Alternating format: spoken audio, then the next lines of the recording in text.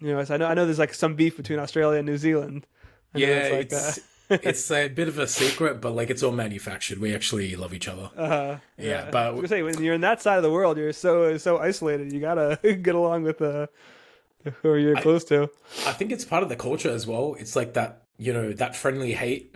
Yeah, yeah, Like I met like one of my partner's friends here in Spain, like came over to Australia and we met up essentially. And just being around my culture, I was like starting to get back my mannerisms. And yeah. she was like, "Michael, why are you being so mean to me? Why are you picking on me?" I'm like, "Oh, like It's I'm just the just back. Australian in me. Yeah, I'm back in my element now. Like I don't know how I'm supposed to treat people like that aren't from here, but like this is all Yeah. out of love."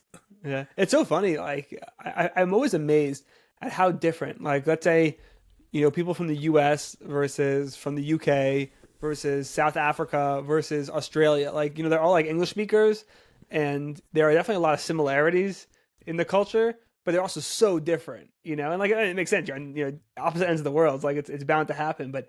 It's just like it's funny because you meet somebody who speaks English, as their mother tongue, and you expect like, oh, of Mhm. course, like they're going to be just like me, and like just the culture is just so wildly like I had some roommates from Australia, and like they obviously there are a lot of similarities but also like a lot of differences, and you're like it's just yeah it's funny like that it's a little jarring when you first when you're first exposed to it. But Yeah. Even within Australia, I'm always like a bit hesitant when I meet new people. I'm like, what type of Australian are you? Like, am I supposed to like be mean to you? Am I supposed to like right. be quiet? Like, Yeah, I don't know. So I always like play it cool for like the first like couple interactions, and then like I yeah, just ease into that. yeah. Is there a big difference like Sydney to Melbourne? Are they like very different in terms of the cultures, or it's pretty similar? I wouldn't say not particularly, but like even like within just pockets of like one city, you'll just find like a bunch of Yeah. different types of like Australians sort of thing. Uh-huh. Because it's like there's just so many immigrants in the country. Like Yeah. we just like it's just like a salad bowl of culture. So Yeah, yeah. it's like you find like parts of different places like in different parts of the one country, Yeah. and even like amongst like hardcore like Aussies, like Yeah. you might get that really loud guy, or you might just get like a really normal, sensible person. And Right. I guess that's any place you go. You're kind of gonna have that. It's just that's the nature of us, the humans. I, I mean, I totally agree, but Australia's a weird one because it's like my home country, and like I still like I don't know I'm supposed to act like in front Yeah. of you know what I mean. Like I Yeah. still play Yeah. it cautious. Yeah. Yeah. Yeah. I hear. No, I would love to go to Australia. It's definitely a dream destination. And then like I love animals, so Mm. to me like going and seeing the outback and like experiencing that would be. I did a trip to South Africa a few years back, Mhm. and did safari over in Kruger National Park, and like it's so amazing to see it like see nature like as it's meant to be, not in a zoo, like but really just kind of like to experience it. It's just so cool, and I mean I've always loved animals, so for me I was just in my happy place there. So 100%. If yeah, you ever get the chance to like go snorkeling, like, and don't like at the Great Barrier Reef, don't go like on the coast. Get like a yeah, charter and go out like 1 hour uh-huh, and go snorkeling there. Like it's the one thing that I would say. Like if you're gonna go to Australia, do that. Like anything yeah. else is Have you done that? interchangeable. Yeah, Oh, the that's best. awesome. Yeah, That's really cool. Yeah, no, that's a dream right there. That's yeah. that's awesome. So let's jump in a little bit to some of your work. Let's do it. Um, so so before we kind of get into like your background, so you are an indie filmmaker. You direct primarily. That's kind of your I direct, produce, back in the day, like I film. would produce because no one wants to produce. So I just fell into that role. And Hmm. lately I've been like more writing, directing. Nice. Do you do any of Yeah. the cinematography, or you have somebody else doing that for you? Never. That's just, yeah, just, it's, I don't know how other people do it. Like, I don't know how they do the camera, like do the Yeah. directing, do the right. That's like way too much. So Yeah. that's my Yeah. limit. Yeah. So what's kind of your like your passion? It's the writing, or the directing, or what's kind of like the thing that really you enjoy doing most? More and more, I'm like leaning towards the writing, especially like Mm. now that I'm like in a country where like I'm not from, so I can't like really Yeah. make films. I just like, but I can write. So Yeah. I've really been leaning on my writing like lately, and I think I'm gonna grow into that as I keep going. Nice, nice. Yeah, I've like I have some friends who are into screenwriting. It's very different. It's a very different like way of writing than anything else. You know, like it's not like writing a novel or something. It's like it's the whole structure and everything is so different. So it's an interesting art form for sure. Um, what's your? It seems like from what I've seen, your go-to genre seems to be kind of the horror. Um, that seems to be what you lean on in a lot of your work. Yeah, I know the trailer for my last short looks a bit like horror-ish, even though like it's the trailer's a lot more dramatic in that sense, but Hmm. you're sort of right. Like I find myself like mainly leaning towards like crime lately, which I think for the same reasons that you would say horror, because I Yeah. do have a horror short. Um I don't know, there's just something about like hard and fast situations that Hmm. make it so easy to just write for characters. Yeah. Like a lot of people write about like, you know, this character and he's trying to find himself and he's got all these like ethereal goals, but it's just so much more simple if there's like a zombie chasing you or like someone has a gun pointed at you. Like you could just put yourself into that character's shoes Yeah. like instantly. So I think that's sort of why I lean that way. Interesting. Yeah. Did you go to school or anything for it? Or you kind of just you're self-taught? No, yeah, I went to I don't know if it's really film school, but I went to like a university for it. Yeah. Oh, cool. Were there any like specific people that you could point to, like like a key mentors or influences that really kind of helped shape you into the artist that you are now? Mm, I guess like when I first decided like I want to do filmmaking, I sort of discovered like that independent boom from the 90s with Mm, like Quentin Tarantino, Robert Rodriguez, Richard Linklater, um, Kevin Smith, like just they made it seem like you could do it, and like I'd never really thought that regular people were like allowed to do filmmaking, if that makes yeah. sense. And Yeah. then they just came out with all these cool stories, and I was like, what? Maybe I can do it. So Yeah. yeah, they're definitely like up there for me. Yeah. Yeah. Yeah. No, it's funny. Like we were saying, for sure, you kind of, as an outsider looking in, you think to yourself like, oh, you have to be blessed by, some power on high to allow Yeah. you to make films, and then one day you realize like, wait a second, like the people making these are just regular people who just have a love for it, and especially nowadays. I mean, nowadays it's easier than ever before. To if you have you don't even need a fancy camera. You can do it with your iPhone and just go out and shoot, and because really ultimately it boils down to storytelling, right? So if you could tell a good story, that's really what matters most. Everything else is kind of peripheral to that, and yeah. Do you have any kind of go-to methods like for storytelling? Like, do you have like a what's the word I'm looking for? Like a structure that you kind of follow, or you kind of each time you kind of approach it differently? Yeah, it's pretty much each time. And like, I'm in a writers group, and one of the members did like, he went to like a video talk with Shane Black, who's like a famous writer director. And, you know, like in our little writing group, we're always like, so I don't want to say depressed, but like, you know, we don't really know what we're doing. That's how we feel. Hmm. And like, my friend's listening to Shane Black talk, and he's like, Shane Black is dealing with the exact same problems as us, even though he's Yeah. like already made it. So Yeah.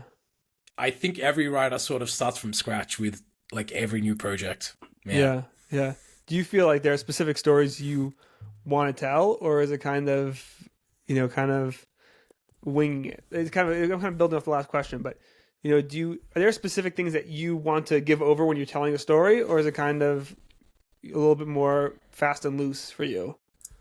It's, you know, it's definitely like a lot more fast and loose. And um with my last short, it was like a very sort of mechanical process Hmm. to get it made. Like it usually like with every project before, I would start from like this story that I wanted to tell, and then like I would find out how I want to like tell it essentially. But this time I was like, I want to I want to get this funding, and to get this funding, I have to go to these festivals, and to go to these festivals, like I have to make this sort of quality, and I've only got this much time and this much money. So it was like almost making it backwards, and I Mm. realized like even if I try to do something, I guess with less artistic integrity, um, I can't help but like put what I have to say into the piece, if that makes Yeah. sense. Yeah, So absolutely. consciously, subconsciously, like I feel like I'm saying something even when I don't aim to say something. Hmm. Yeah. Do you kind of like have a clear idea of what it is you want to say, or you kind of just allow the art to bring that message out for you almost subconsciously, like you're saying? You know, I was like I've been I guess writing in some way, shape, or form for like over 10 years, and I haven't really been too aware of what I want to say. And weirdly enough, like a friend of mine, he was telling me some problem that he was having, and he said like a line. He said like this one thing that like prompted me to think about myself, because like I found myself relating to his problem, and it just stayed with me. I kept thinking about it over and over again. And I go, you know what? Like every single thing I've ever written is about this one thing. And like I'm almost embarrassed. Like I'm embarrassed to say it. Like I'd feel more comfortable getting naked in front of you than like discussing this, like than getting mentally naked, if that makes Hmm. sense. But Yeah, yeah. weirdly enough, I think everything I've ever done has just been about like the same thing over and over again. There's different Interesting. skins. There's like, Yeah. I've got like I guess like a romance short. I've got like a crime short. I've got like a horror short, and I've got tons of scripts. But like, It it's all all kind of about the comes same back to the thing. same theme. Yeah. Uh-huh. Interesting. Interesting. Do you feel that, you know, do you feel that you keep revisiting that theme because you feel like you haven't given over the message fully yet? Like, why do you think you keep revisiting the same thing? Yeah. Well, that's interesting. Gosh, there was this really good podcast I listened to. They were interviewing Quentin Tarantino, and I feel bad that I can't remember it because it would be so helpful for me. And Tarantino was saying there was this one filmmaker. He kept like he was watching all his work, and he goes, "Dude, this guy is just like making the same movie over and over again. Hmm. Like it's like a core theme of this Yeah. filmmaker's work." And I sort of just realized like I think a lot of people do that, whether they're doing it consciously or subconsciously. Like Yeah. you, I, I heard this line. It's like everyone only has one story to tell, Hmm. and you can disguise it in many different ways. But at the end of the day, I think it's sort of true. Yeah. Yeah. Yeah. Have you ever read? I mean, this is like a classic filmmaker's book. So anybody out there who's into screenwriting has probably almost certainly heard of this book. Have you ever read Save the Cat? No, never. Oh, so I highly recommend it. I was suggested it by a guy by the name of Saul Blinkoff. He was an animator over at Disney for a number of years, and like everyone he talks to, he always like that's like the first book he suggests to everybody.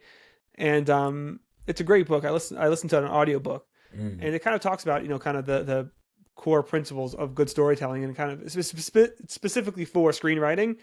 And it kind of like breaks down like kind of every story kind of follows a certain formula, and it's just like okay, like there's always going to be like this and this and that. And it's a really great um scaffolding to kind of like help structure your stories around because and everything we do, whether it's movies or sculpture or drawings, right? Every piece of artwork is storytelling, right? That's kind of what everything really boils down to. So if you can really kind of master the craft of storytelling, you're obviously you're 10 steps ahead of everybody else who's still trying to figure out how to tell the story they want to tell. So I highly recommend that book and to anybody, to you and to anybody who's listening, like it's if you haven't read it yet, I highly recommend it. It was really, really useful. And I think the guy he ended up writing like second and a third even, Mm. but it's a really, really helpful book. So how long have you been doing this for? You said you've been writing for about 10 years. Has it kind of been like a since you were young, you've always been into it, or is it kind of at a certain point you decided, let me try my hand at it? No, so when I finished high school, I had it in my head that I was like going to do engineering, and I, I like on the last day of high school, like after my last test, I don't know what got into me, but I was like, Mum, take me to Blockbuster. Like I'm renting some DVDs. I don't know why. Uh-huh. Like I don't know why that came over me. Some bug. Yeah, and I'm watching the DVDs, and like I'm going through the special features, and I'm like, oh, like this looks so fun. Like and like even though like I was doing engineering, like I sort of just chose something because you have to choose something. But like after that week of like just consuming those DVDs and like checking out the special features, I was like, I'm in, because this just looks so fun. Like the Yeah. behind the scenes stuff was, I don't know what it was about it, like it just drew me in completely. Yeah, yeah. No, I was the same way. I always enjoyed watching the behind the scenes of movies more than the actual movie itself, because it just, to me, it was always so fascinating how movies are made. And for me, it's always about the like effects, the special effects, specifically practical effects. So the special effects, makeup, and the sets and all that kind of stuff. It was always fascinating to me. And yeah, it's really kind of what drove me as well to pursue the industry, because it's something. It's like when you see a magician and they kind of teach you how they did the trick, and you're like, oh, that's how you do it, and you see the cleverness of the trick, and then it really is inspiring. It's kind of if you can master that same skill, you kind of it brings a tremendous amount of joy to me, to really like get to go and make things that create that illusion that you enjoy consuming so much. It's like if like I also really enjoy cooking. Like eating a great piece of food is great, but if you could eat food that you made yourself, like a really good dish that you made yourself, I think it's 10 times more enjoyable than what somebody else made. Yeah. So I feel it's the same way with film and all these things. So over your time in writing and stuff, how has your like style changed? Have you noticed a change, or you think it's been fairly consistent? Yeah, it's absolutely changed. If I mean to just be blunt with your question, I get when I first started, like I thought scripts were meant to be like this sort of like I guess blueprint for the Hmm. film, and like everyone's on set and they're looking at the script and they're like, oh, okay, like the script is telling us to move the camera like this, and like architecture. But as like I've been doing it more, and as I've like gotten more confident, and as I've like read more um spec scripts, which are essentially like scripts that writers write to get like it's a script that the writer gives to the studio, not the script that the studio gives to the film crew, because it does go through some iterations.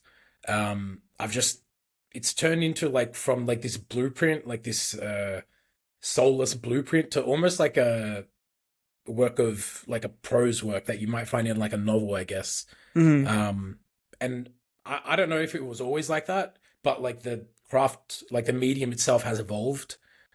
It's actually like less than 100 years old. So when you think about it, like, yeah, of course it's going to evolve. And if you go to like, even like a script that was written 10 years ago, and then you go to like a script that was written like last year, you're going to see like big differences in like formatting.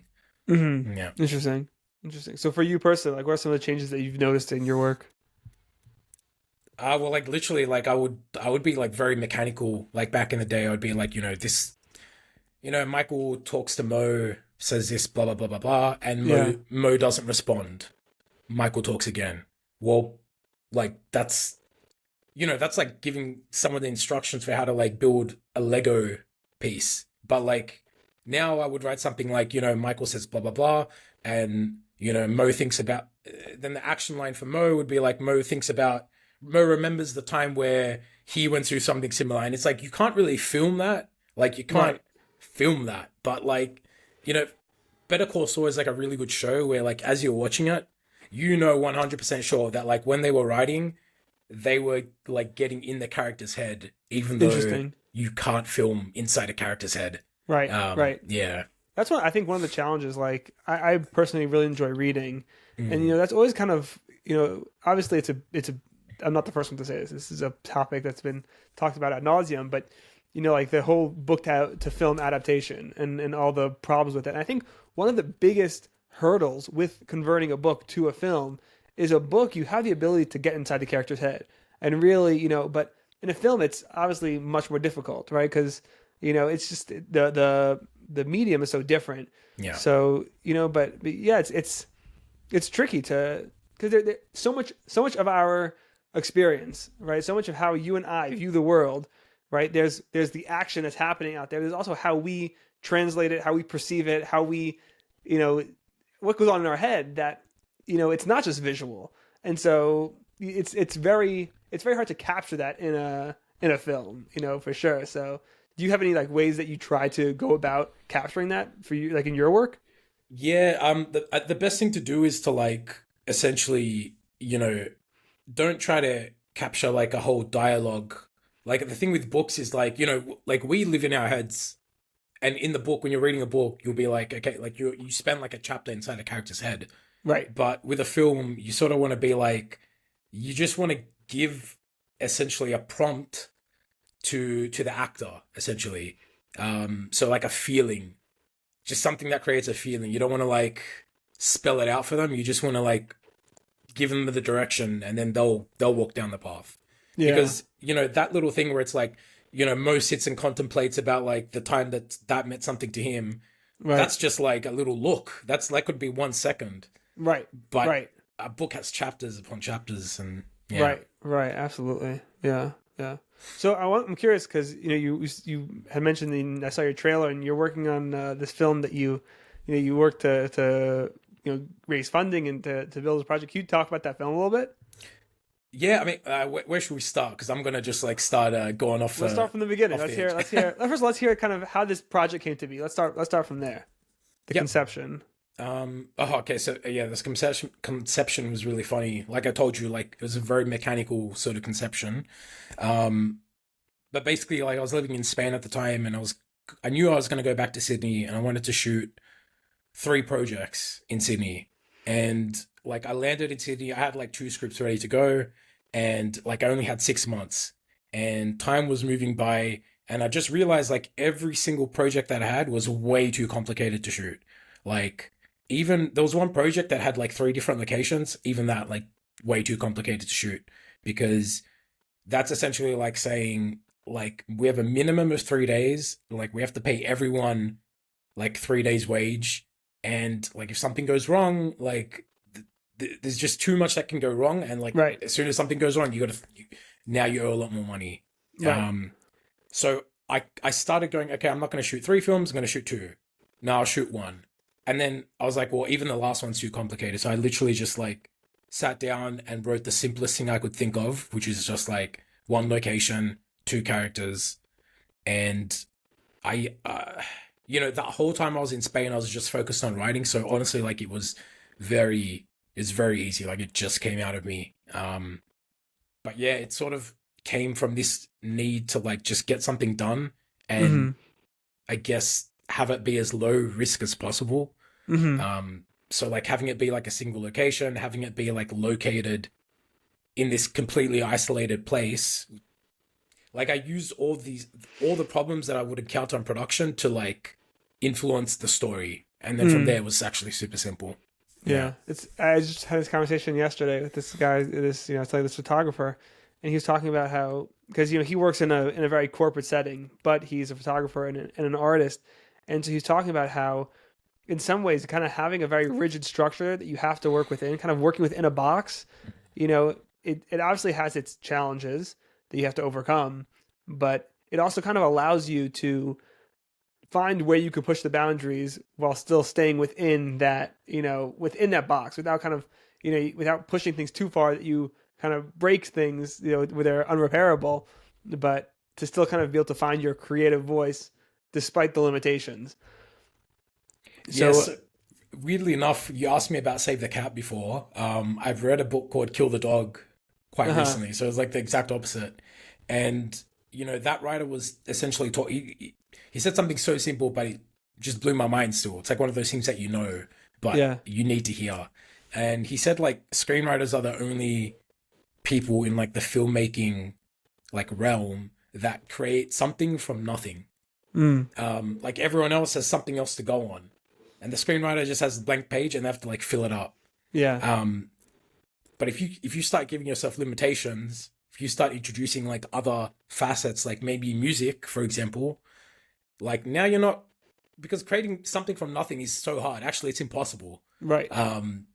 So you can either stare at the page until something pops in your head, or you can like figure out ways to work that muscle of having something pop in your head. And one of those ways is by giving yourself some limitations. Yeah. Kind of create that scaffolding that you could work within. Yeah. Correct. Yeah.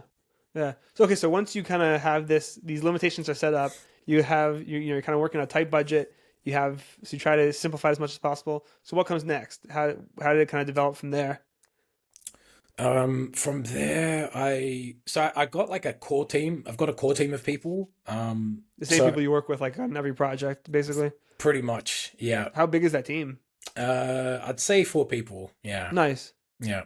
nice. Um, so like I had them talk to them a bit, like figured out what they needed, and then sort of like went from there. I knew the biggest hurdle was going to be like getting a sound guy, a sound recorder, because like either our films have like had bad sound in the past or they've had like no sound. Mm, They've been like just purely like atmospheric. yeah, Um, so I knew I had to get a soundy. So that was probably the biggest decision that I made in getting someone new, because there's dialogue this time. And I also like I took a long time to cast actors. Um, so pretty much as soon as I was done with like I want to say the fourth draft, I started casting, and I, all that writing in Spain paid off because the like I got a really good actor attached, and then that actor ended up finding the actress for me. So nice. it sort of just worked out. Yeah. Yeah. And so, what's kind of the premise of the film? Yeah, so again, it's like super simple, but there's a lot of room for complicated things. Basically, there's like this legal professional. She's struggling, she's down, she's having like a hard time financially. She's sort of like at an impasse in her life, um, because she's just not making money. And like, we can get into why if you want, but I'll let you prompt me if that's important. Um, she comes home one day and she finds like criminals like at her house, and they essentially tell her, "Hey, we want you to work for us. Like we want you to lie for us in court, about XYZ." And then it's sort of like this moral debate Mm, where like one character's trying to be righteous and like trying to convince the other character to come to their side, and vice versa. So not the dramatic thing that the trailer makes it out to be. It's uh-huh. literally just a conversation, like a really intense conversation. Yeah, Um, but yeah, there's a lot of room to play there. So like there's stakes, but at the same time, like it's all about the writing and the acting and the performance. yeah, yeah. It's Yeah. kind of a moral conundrum. It's kind of the Yes. very interesting. So, is it completed already, or is it still in the works at this point? Yeah, it's completed. So I literally finished it like 3 weeks ago and started sending it out to festivals, and Nice. hopefully one of them get back to me. Yeah. So, what's kind of the next steps, like as an independent filmmaker? So you just send it out to festivals, and then what hopefully gets picked up by one, and then they premiere it. Is that kind of the idea? Yeah, so in a perfect world, so what would usually happen with a short film? Well, let's just start with a feature. Feature's so much easier. Like you make the Yeah. feature and then you want to make your money back, right? Because Right. you spend a lot of money. So with a feature, you send it to like a bunch of good film festivals that you can like potentially sell the feature at. Um, Maybe you get in, maybe you don't, maybe you sell it, maybe you don't. Either way, after that, you want to move to like distribution of some sort, whether it's Hmm. like by yourself or not. With a short, you're sort of just trying to get it in front of as many people's eyes as possible. So it's not like one and done like a feature. Basically, in the first year after it's complete, you'll submit it to like the best film festivals that you can afford, and then either they'll accept it or not. And the thing about good film festivals is that like they require some type of premiere status. Hmm. So like essentially, once your film shows somewhere, now there's less film festivals that want it. Interesting. They want to be the first to. Uh Yeah, huh. Interesting. they either want to be the first in the world or the first in the country or even the first outside of your country of origin.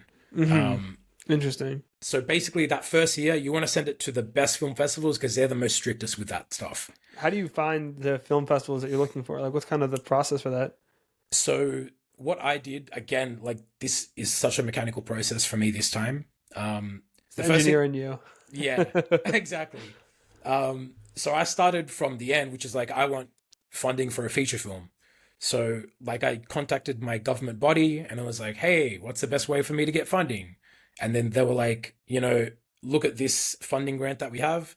What you have to do is make a short film, and then your short film, to become eligible to apply, it must get into one of these 40 festivals. Hmm. So I already had like essentially a database of festivals that would be great. Nice. Yeah. Oh, very cool. Is this your first uh feature film that you're trying to publish in this way? Um. Yeah. Yeah. It's my Uh, first time going for something because I just realized like I'm at a impasse in my life as well, similar to the character, where it's like, like I've done all my filmmaking in Australia, but like now I'm in Spain. yeah. So it's like if I don't make like like a dramatic change in like what I'm doing to get to that next level, it's probably never going to happen as Yeah. far as filmmaking. I think there's still something in writing for me, but with filmmaking, like I've got to start doing something other than just telling the stories I want to tell, essentially. Uh-huh. Right. You got Yeah, to be a little pragmatic and kind of take on the jobs that will get the eyeballs, correct. and kind of build your reputation. Yeah. Yeah. Um, what are your thoughts on kind of like the current trends right now in kind of utilizing let's say like YouTube and these kind of other platforms that maybe aren't as glamorous as, being a filmmaker in the sense of like when you were going through the kind of festival process, but kind of doing direct to consumer, kind of finding your audience and kind of selling to them directly and kind of building up an audience that way. What are your thoughts on that? Yeah, as far as like finding your audience and just like selling to them directly, like I'm more for that. Like I love the idea of like less middlemen in the world. Yeah. Um, I think that's great. I think like the one sort of downside of it is that like, everything's easier, but because everything's easier, like more people want to do it and then everything's harder. Right. Um, so like it does come with a trade-off, but I think ultimately like it's a really good thing, especially, you can just make little videos in your house and Right. you can still develop a following that pays you, whether that's through like ad revenue or Patreon or something like that. Like you Right. can still For do it, sure. and that's great. Yeah. I mean, even like the big, like it's big right now. Like you see a lot in the comedy scene, right? A lot of these like comedians who used to always be looking for, the big Netflix special or the big HBO special, whatever. More and more of them are kind of just publishing it on YouTube, where they're not getting paid by a network to produce it, but then because they find their audience and they get so much traction, that kind of pays them more than they would have even gotten paid with a big deal and with a and I think we're getting more and more into that era of like just in general in the whole creative sphere. Like I think there are less gatekeepers now than there ever have been before, and it's easier now than ever before to be like an independent creator and to find your audience, find your voice, and like really produce the things that you want to be producing, and then kind of like your audience will find you. You'll obviously it takes a little bit of legwork, but ultimately, the people, what they say, build it and he will come, like Yeah. ultimately, if you go and you just do the things that you love, that shows through in your work. And Mhm. then, you'll find your audience, and, yeah, I think it's really, it's a little bit more scary, I think, in a lot of ways, because it's definitely more risky. But then also the payoff is huge and that you really get to do whatever you want without having to be answerable to anybody else, you know? Yeah, you're 100% right. I totally agree. There's one thing that I've been thinking about lately that's like just been on my mind, and I've been like thinking about how things are going to be moving forward.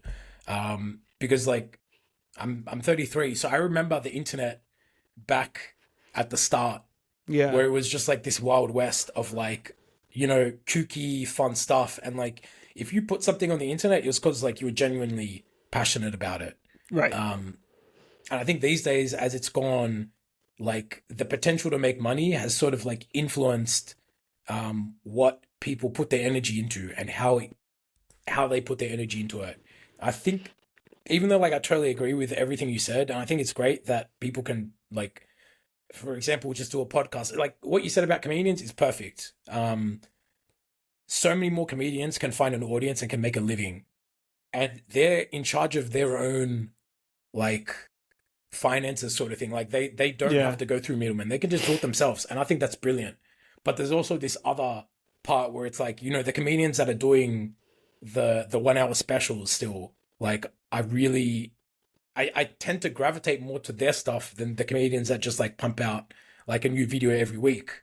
Because when I look at those people that are just pumping stuff out, there's a part of me that feels like, hey, like you're just putting this out because you have to. Right. Like, especially with like podcasts that I've been listening to for years, I sort of like listen and I'm like, I've heard this story before. Like it's the same thing. Like there's nothing fresh. There's no, like, I feel like when you first started the podcast, you had all this energy and you had like a vision, and now it's like, oh, this is just what I do. Right. So on the one hand, it's awesome, but on the other hand, I feel like it sort of like it kind of drains the life out of it in a lot of ways. No, I know what you mean. Yeah. It kind of. Yeah. I was having a similar conversation the other day, where, it kind of. I don't know if I say cheapens the art form, but it definitely kind of. If you're doing things just to achieve an end goal of like getting the clicks, then it takes away from the pure nature of the craft, as in you're not making it because you love it. You're not doing it because this is, what you're passionate about anymore. And maybe you started there, maybe you still do have a love for it, but the work you're producing is not necessarily a labor of love. It's a labor of necessity. And so it's still good, because you still do love what you're doing, but you're doing it because you have to and you love it. You're not doing it because you love it and then happen to be successful with it. It's kind of it's like an inverse effect. I hear that for sure. But I'm saying, but like in your shoes, where you're still kind of, you're looking to kind of build your audience, looking to kind of have your film discovered by, the people who are looking for it. I think in a lot of ways, like you do have that kind of passion and love for it, and so then it will obviously show through your work. And I guess the advantage of a film festival or something of that sort is that the people who have a love and who are seeking it out are at those places. Whereas on YouTube, it's a little bit more, you're casting a much wider net. And so you're less likely to, a lot of the smaller fish, if you will kind of get through the net, and not, you're not going to catch the audience who's seeking it out necessarily. So I hear that. It's definitely kind of a hurdle. I'm curious to ask you about one of your projects that you had sent me, one of your short films. It was like the zombie. What's kind of the story behind that? So I mean, before we started making it, like the script was actually a lot longer, and there was like a lot of explaining. Basically it was like the zombie apocalypse has like recently happened, and this guy locks him. I don't know if you've like seen those apartment garages where it's like it's just a cage. Like within like the apartment complex, and everyone's got their own little cage for storage. Sure. So the guy like locks himself in his cage because like when he tried to escape, like there was a zombie in the garage. Yeah. And like he stayed there for like, probably up to a week, and it's go time. Like the zombie's still outside waiting for him to come out. So basically the film is like him just trying to make his escape from the cage. Yeah. Because it's interesting. Like I could kind of see the theme. Like it's similar in a lot of ways to the film of the moral conundrum. It's kind of this idea of like, faced with a challenge that's almost unsolvable in some ways. You kind of it's a zero sum game, if you will. Yeah. It's kind of like whatever you do, something it's not gonna be a positive outcome, let's just say. That's what it comes down to, because like everything else that I had written was like not the zero sum game, but the entire story is just that zero sum game. So like just by the nature of what you said, like everything else got cut and we just focused on like the conundrum. Yeah. Yeah. I think it's something that like everyone can relate to because everyone kind of faces something to that extent at some point in their life. Like you know, it's it's nice to have movies where everyone like lives happily ever after, but that's not really in line with reality all the time. Yeah. And, it's kind of in some ways it's you can look at that and kind of be like, oh, that's depressing, but at the same time, also you can you kind of I think it speaks to people in a way that the happily ever after doesn't. The happily ever after maybe makes you kind of give that dopamine hit of like, oh, okay, like I feel good now, but you don't necessarily feel like it's realistic, and you're like, well, and then in some ways it can almost lead to being more depressed because you're like, well, why am I not living happily ever after, and why, so it's it's refreshing in some ways to kind of have like a bit more of a non happily ever after story, like it's makes things more interesting.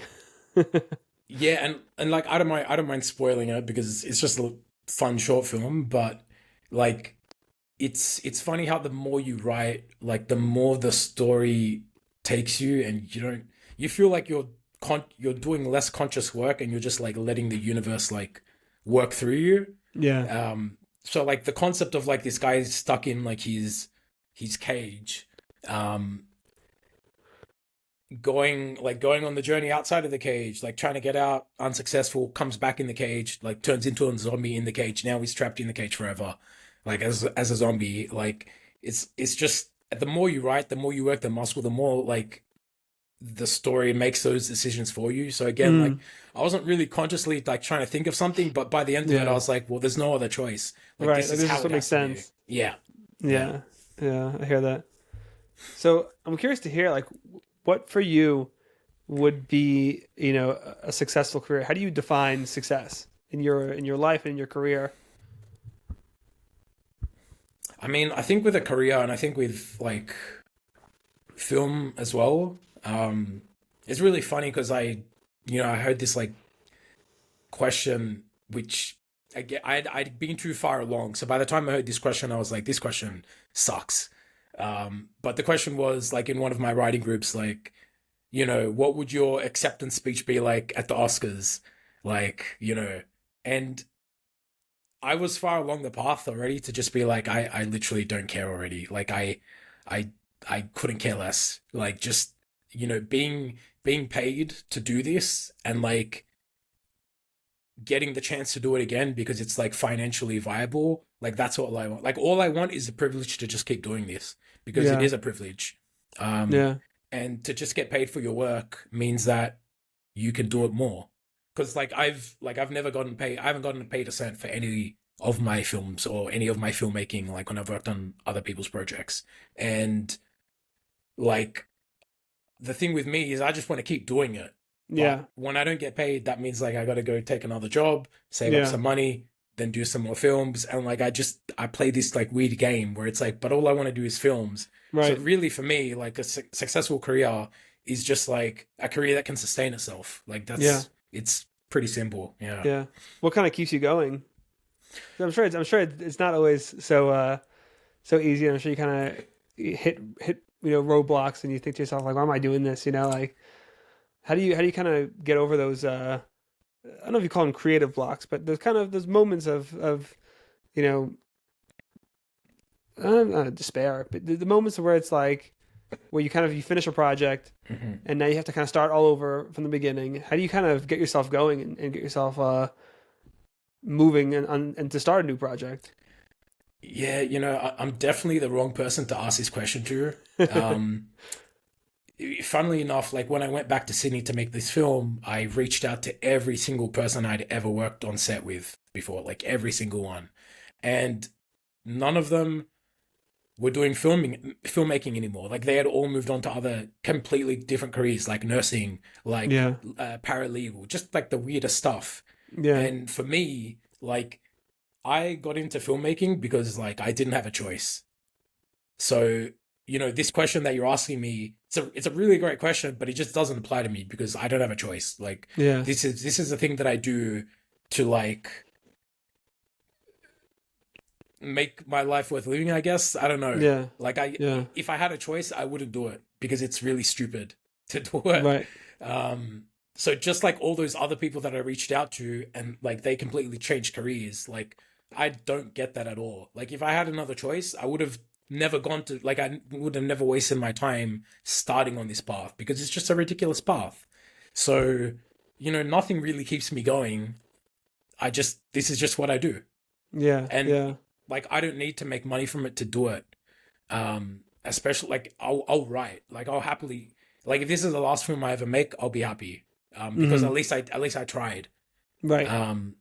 And then from there on, I'm happy to write for the rest of my life. But like I will keep writing, like whether I make Yeah. money or not, because I have to.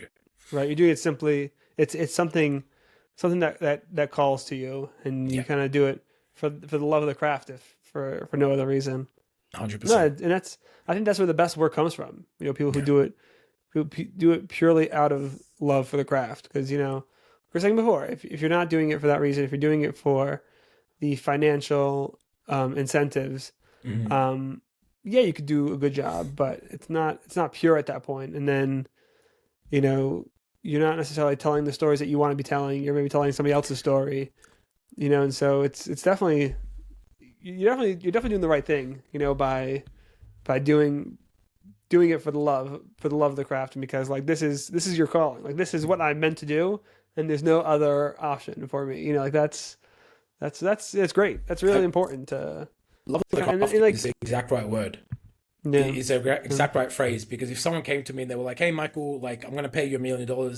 I want to write this. I want you to write this script about this thing that you totally hate." I'm Yeah. 100% in because I want to practice the craft, and the craft Right. is writing. So I don't Right. like whether the limitation is like self-imposed or whether someone comes along and tells me to write about something I don't care for. I just want to write. Like I just want to Right. practice the craft. Right. Um, You're just a tool for the task. that's it. That's it. Yeah. That's amazing. That's Yeah. awesome. What are some like other projects that you like dream of doing? What kind of, in a perfect world? I mean, like, look, if someone's gonna wave a wand, say like, Michael, you get to Yeah. do whatever you want. Like, I definitely want to make some type of Star Wars movie. Like, that's Yeah. 100% it. 100%. What's the sci-fi aspect of it, or what is it about it? It's just Star Wars specifically. I think you said this beautiful thing before. We sort of glossed over it, but it was like you were talking about like a magician, and how like film. You're talking about the special effects and how it's like a magical act. And Yeah. like when film was first invented, it like I know it's a bit hard to imagine now because there's all this. We're in this digital age, but when film was first invented, it was a magic trick. Yeah. And when people made films, like it was a magic trick. Like, and like think about a documentary. When you watch a documentary and like you have one animal that looks up this way and then another animal looks this way, those animals didn't look at each other. They just Right. put those two shots together and they tricked your brain into thinking they looked at each other. That's fake. Right. That's completely Right. fake. That's magic. That Yeah. they can trick your brain into thinking that actually happened. That didn't happen. Right. They're just Right. making the editing fit the narrative. Yeah. And the first ever film that was shown to an audience was like it was projected on a wall, and the film was literally just one shot, a train coming forward towards the audience, and people got out of their seats and ran out of the theater. That's magic. Yeah. Like they couldn't comprehend, like their brains just could not understand. And the same as the magician pulling a rabbit out of his hat, it's the exact same Right. thing. Right. Right. That's what it is about Star Wars. It's Mhm. just the ultimate magic trick. Yeah. So what is it about Star Wars that you gravitate towards? Like just kind of pulling on this theme a little bit more. Is it the sci-fi aspect? Is it the larger than life aspect? What is it for you specifically that like really does it for you with Star Wars? It's literally the magic trick. Like I want to be on set with 1,000 other experts that they're like our whole goal is to trick the audience into having this experience that Yeah. like didn't really happen, Yeah. but it did happen. Right. If that makes sense. Like, Yeah, absolutely. and don't get me wrong, like I like there's so many other things I want to do. Like there's other projects that I really love. Like I love Better Call Saul. I think it's like one of the best things ever put to like photo or video or whatever you want to call it. Yeah. But there's something. I think everyone that gets into films at some stage wants to partake in that magic trick, and Star Mhm. Wars is the ultimate collaborative magic trick, I think. Would you say that's like one of your biggest inspirations, like as a kid and growing up, on Star Wars specifically? Yeah, I'd have to say yeah. Yeah, I'm probably not the biggest Star Wars fan, but just yeah, how can you be a kid and just like not come up yeah, and gravitate towards that thing? yeah, yeah, absolutely. Yeah, That's definitely for me. Like was definitely one of the biggest inspirations. Like for the same reason, Star Wars and kind of the behind the scenes and watching how everything was made and how they did the things they did. I mean, I'm sure you've seen. I think it was on. Someone was telling me this other day, but on Disney Plus, we're talking about this. There's a show about ILM, Industrial Light and Magic.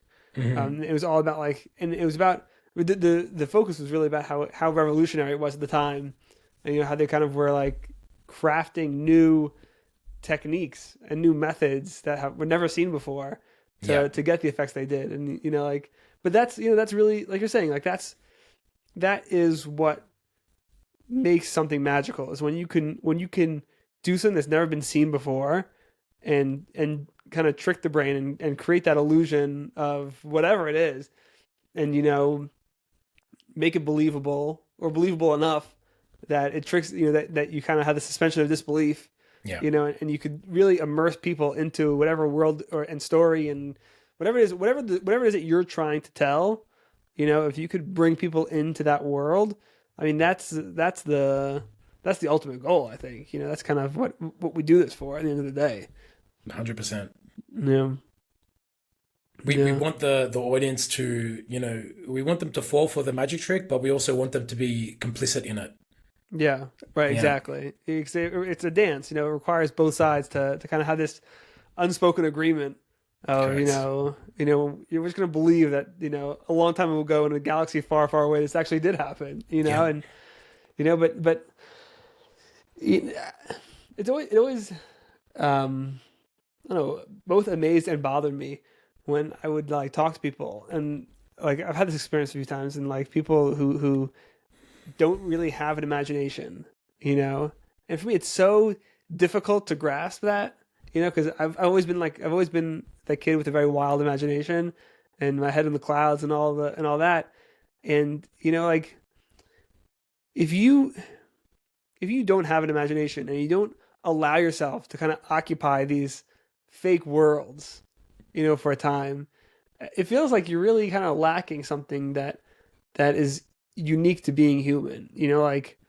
we have this special gift that we can imagine and we can put ourselves out of our body into like these, made up scenarios, but and for better and for worse, but like there's something about it that's just so unique to us. And if you don't allow yourself to experience it, yeah, and you don't kind of give yourself the permission to like suspend your belief, and to believe that like yeah, aliens exist and yeah, they have lightsabers and whatever and et cetera, et cetera. Like it just the world is a lot flatter and duller, and it's like you, these stories add such richness and vibrance to the human experience that it's a shame to not partake.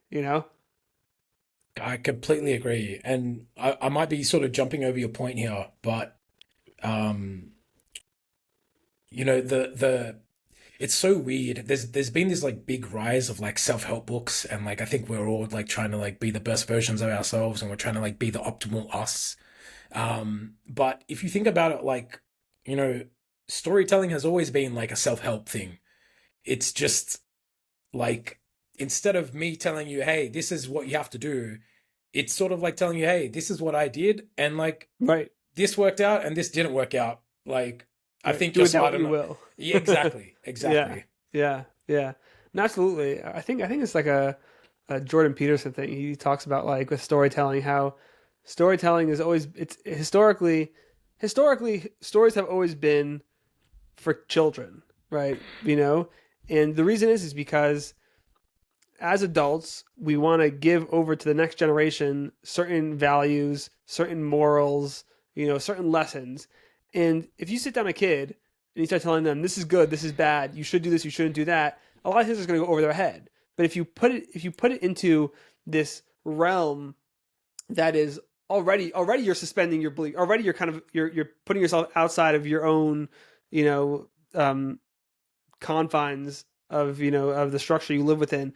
And and then once you're already kind of in that ethereal space, you start telling a story about, whatever, dragons and wizards and aliens and, spaceships, right? And you kind of weave into the story, things happen, right? Instead of just saying do this, don't do that, you say so and so did this, and as a consequence of doing that, this happened, Yeah. right? And so now when that kid finds himself in that same situation, they say, wait a second, when so and so found himself, when Hansel and Gretel found themselves in a forest and stumbled upon a house that was made out of candy, right? And they went into it. The consequences of that is they got, whatever, she tried to put them in the oven and bake them into a pie or whatever. Yeah. Like, so that's really, I think, historically what storytelling, the purpose of storytelling is, and I think that's a really important thing to keep in mind when we're crafting our stories, right? Is to keep in mind that ultimately what this is a means of getting across a message in a way that's more palatable for both the creator and for the audience, to be like, where if I just sat you down and I said, and I tried to just give it to you straight as it is, you might not want to hear it, right? And for whatever reason, right? Whether I'm trying to tell you that what you're doing is wrong or whatever it is that I'm telling you, right? You might say, I don't want to hear this from you, and kind of put walls up right away, Yeah. right? Whereas if you if I already kind of pull you out of your shoes, right, and pull you out of your head, and kind of you're already existing in this realm, all of a sudden you're more receptive to these ideas and to these, things that otherwise you maybe wouldn't be. Yeah, I truly think it's in our DNA. I think we are all descendant from storytellers. I think like that's the one common thing that all of our ancestors participated in, because that was just, I mean, there's even a theory that goes like that's where communication comes from. Bunch of guys sitting around a campfire. I'm telling the story about how me and Mo went out to forage for berries. Right. Mo found red berries. I found blueberries. We both ate our consecutive berries, and Mo died because he got poisoned. So, Right. Here I am trying to like convey that Right. to the tribe. Right. Right. Yeah, 100%. Yeah. And I'm always fascinated by I'm always fascinated by the similarities of stories.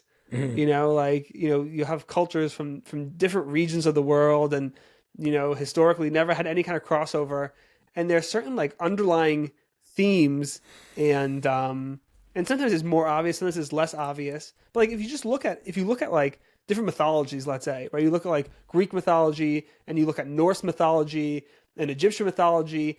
It's amazing. There are certain things that stand out across the board. Like every single one touches on the same things, because ultimately, yeah, it's a human experience, right? And no matter where we are in the world, right? Yeah, our environments are different, but we all have the same basic experience, right? We're all human, and we all experience the world in more or less the same way.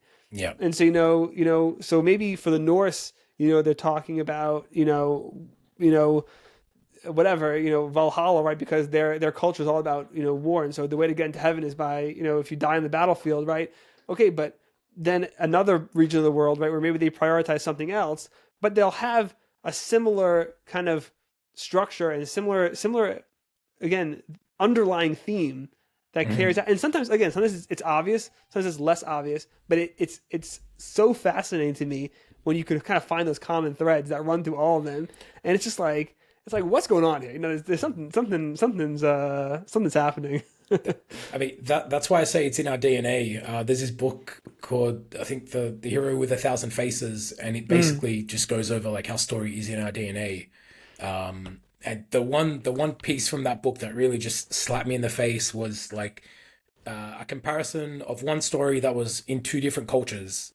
So like the indigenous Australians were essentially like isolated from the rest of the world for so long, until like a few hundred years ago, and they had this like Dreamtime story where like as a boy becomes a man, as they like attain manhood, there's a snake that comes and bites them in their genitals, and from there, like, they become a man. Hmm. And you know, I think it was around the 70s or something. Like in Turkey, there was just this like widespread phenomenon of like, pubescent boys just having constant nightmares of snakes biting their genitals Uh-huh. as they're going into the transition Yeah. like towards manhood. So Yeah. like that, like those two cultures never talked to each other. Like they Right. never Right. came to some agreement about Yeah. the snake biting the genitals, but somehow like So it's disconnected. tapping into something deeper, whatever Correct. that is. Yeah, no, Correct. it's fascinating. It's really, really cool. It's just, you remind me, you talking about with Australian um indigenous, was it the Aboriginals, right? Is that the Yep. term? Yep. Um, there was a show a few years ago a few years ago, it's probably 10 years ago at this point. Um, what was it called? It was called like Clever Man or something. I'm gonna quickly look it up. Hang on, bear with me for 1 second because No worries. I wanna get this now. Hang on 1 second. I can't do the old Jamie pull it up. I was literally going to say that. But is this a good time for me to go to the bathroom? Because I've been sipping Yeah, on my absolutely, water. absolutely. I'll be right back. I'm back. All right, cool. Yeah, so I found it. So it was called Clever Man. It was a short. It was only 6 episodes, I guess. 6-part drama series. It was like 2016 to 20, or 2 seasons. It looks like that's what it says here on Google. But it was just really cool because it was based off of Aboriginal mythology. And it said like that they actually consulted with like local tribe elders to like kind of get the mythology. No, but it was a really cool show. I remember it was really different because like so much we have a lot of like Greek mythology. That's kind of like the one that everyone gravitates towards. Yeah. It's like that's kind of been beaten to death Yeah. through like in fiction. And then like Norse mythology kind of like had a little bit of a spotlight in the last few years. But like every culture has mythology. And like it's fascinating how different they are and also how similar they are, like one to the other. And it's just like it's really cool stuff. I mean, like it's yeah. I mean, storytelling is one of the most exciting parts about being a person. Like it's Yeah, 100%. one of the most fun and most exciting things. Like we all do it. It's the one thing we all Yeah. do. Like Yeah. probably apart Yeah. from eating. Listen, there's some yogis out there who don't eat, I'm sure. So. There you go. Yeah. All right, cool, awesome. I guess we could wrap it up here, but I really appreciate your time. This was a lot of Sweet. fun. It's really Likewise. nice to Thank meet you so and, much. and best of luck with your film. I hope Thank you. hope you get into the festivals that you want to get into, and Fingers crossed. find your audience, and hopefully people who watch this will go check it out. Where can everybody find you and find your work? Best thing to do is just go to Instagram, Crossroads Film Journal. There's a link tree there, so there's more stuff, but that's Awesome. the current project. Perfect. All right, amazing. Thanks, man. Good luck with Thank the you so podcast. much. I'm excited to see how it all turns out. Like Thank with you. your other Appreciate it. episodes too. Thank you. All right.